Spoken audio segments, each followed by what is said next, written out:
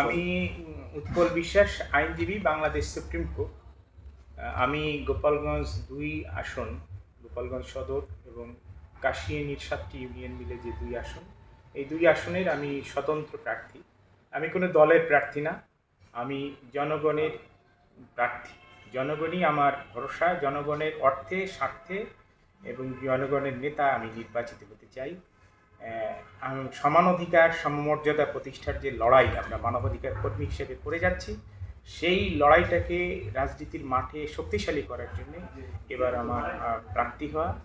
এবং আমি গোপালগঞ্জ ২ আসনের সর্বস্তরের জনগণের উদ্দেশ্যে আমার বলার এটাই যে এই পার্লামেন্টটা শুধু গতানুগতিক পার্লামেন্ট হবে না, এই পার্লামেন্টের প্রথম ২৭০ দিন সংবিধানে অনেক গুরুত্বপূর্ণ বিষয় আলোচনা করে সংযুক্ত করা হবে। সমমর্যাদা, সম অধিকার প্রতিষ্ঠা, বিভিন্ন বঞ্চিত জনগোষ্ঠীর নারী, কৃষক, শিশুর অধিকার প্রতিষ্ঠার ক্ষেত্রে একটি গুরুত্বপূর্ণ ভূমিকা পালন করার জন্য আমি এই গোপালগঞ্জ ২ আসনের সর্বস্তরের মানুষের সমর্থন চাই, আশীর্বাদ চাই, দোয়া চাই। এবং আপনাদের সন্তান হিসাবে আমার একটিমাত্র আবেদন, আমি কোনো বিত্তশালী মানুষ না, আমি একেবারেই সাধারণ পরিবারের মানুষ। সেই সাধারণ পরিবারের মানুষ হয়েও এরকম একটি লড়াইয়ে আমি অবতীর্ণ হয়েছি আপনাদের ভরসায়।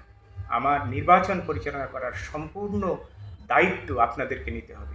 সেই দায়িত্ব নিলেই আপনাদের জয় সুনিশ্চিত বলে আমি মনে করি। আমি যতটুকু ঘুরেছি ততটুকুতে আমার এটাই মনে হচ্ছে যে এবার অন্তত গোপালগঞ্জ ২ আসনে সাধারণ মানুষ জয়লাভ করবে।